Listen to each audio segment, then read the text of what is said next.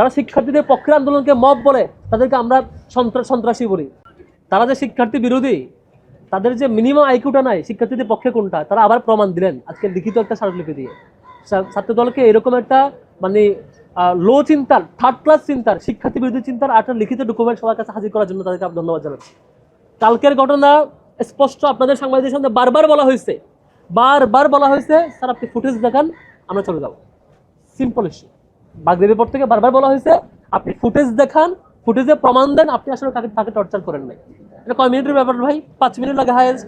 CCTV ফুটেজের সে camera open করবে, computer open করবে, desktop open করে লক আনলক করবে, ওই মিনিটে যাবে দেখাবে। হায়েস্ট 5 মিনিট লাগবে এটা ওপেন করতে, দেখাইতে। এই 5 মিনিটের কাজ তিনি 7-8 ঘন্টা 9 ঘন্টা করেন না কেন? করেন না, এটাই বোঝা যায় তিনি অপরাধী। Rupayan lake castle, welcome to the land of peace. আর ছাত্রদল যখন এটা দেখে যে এই শিক্ষক আসলে অপরাধী, তারপরেও সেই অপরাধের পক্ষে সাফাই গায় এবং মব বলে। শিক্ষার্থীদের অধিকারের আন্দোলনকে যারা মব বলে তাদেরকে আমরা নিপীড়ক বলি। যারা শিক্ষার্থীদের পক্ষের আন্দোলনকে মব বলে তাদেরকে আমরা সন্ত্রাসী বলি। যারা শিক্ষার্থীদের নিপীড়িত শিক্ষার্থীর পক্ষে আন্দোলন নিয়ে যারা আন্দোলন করে এবং সেই আন্দোলনের বিপক্ষে গিয়ে তারা যখন আবার স্মারকলিপি দেয়, নাটক সাজায়, তাদেরকে আমরা একটাই বলি, নতুন ছাত্রলীগ। এটা কিচ্ছু করার নাই, তারা ছাত্রলীগের আরেকটা ফটোকপিরও। এই রূপে আপনারা যাতে থাকেন, আপনাদেরকে ওয়েলকাম ছাত্রদল, আপনার স্বাগতম। পরের ডাকসুর জন্য প্রস্তুতি নেন, যেখানে আপনারা হয়তো একেবারে শিক্ষার্থী দিচ্ছেন যেটা প্রমাণ পাবেন। একটা ভিকটিম শিক্ষার্থী হাহাকার করছে সেই দিন সকাল থেকে, দুপুর থেকে সে ফেসবুক পোস্ট দেওয়ার জন্য ফেসবুক পোস্ট দেওয়ার পরে হাহাকার করছে, সে দাবি নিয়ে আন্দোলন করছে, খেয়ে না খেয়ে সে বিকাল থেকে রাত পর্যন্ত। আপনার ছাত্র দলের একটু আগ্রহ হইলো না কেউ একজন সেই শিক্ষার্থীর পক্ষে থাকবেন, ভিকটিমের পক্ষে থাকবেন? আমরা এটুকু বুঝতে পেরেছি, ছাত্র দল ডাকসু নির্বাচনে শিক্ষার্থীদের কাছ থেকে যুজন দূরে চলে গিয়েছে। তারা তাদের কর্মসূচি, তাদের চিন্তা শিক্ষার্থীদের কাছে বিচ্ছিন্ন। এটা হল সংসদ এবং ছাত্র সংসদ, কেন্দ্রীয় সংসদের নির্বাচন আমরা দেখেছি।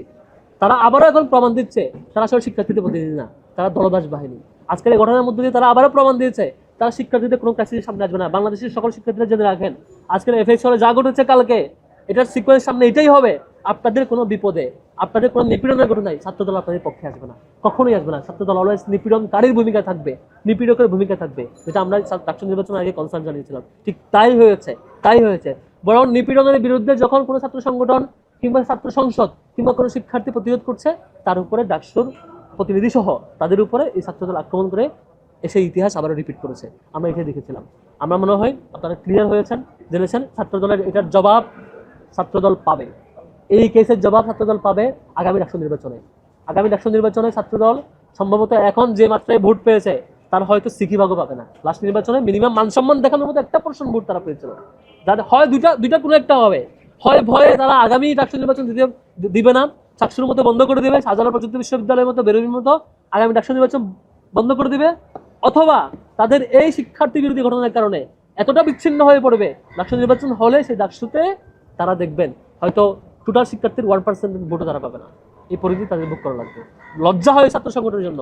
আমরা অনুরোধ করবো, রাকিব নাসির ভাই আপনার দায়িত্ব পালনের শেষ দিকে আছেন, হয়তো আপনাদের কমিটি নিয়ে আসেন, নতুনরাও আসবেন, আপনাদেরকে অগ্রিম অ্যাডভান্স ওয়েলকাম। অনুরোধ করবো আপনাদের এই সংগঠন দ্বারা অন্তত আল্লাহর ওয়াস্তে শিক্ষার্থী বিচ্ছিন্ন দল বানায়েন না। আপনাদের এই দলটারে শিক্ষার্থী বিচ্ছিন্ন বানায়েন না, নিপীড়কদের পক্ষে নিয়ে যায়েন না, নিপীড়িতদের পক্ষে আসেন, আমাদের শিক্ষার্থী অধিকারের পক্ষে আসেন।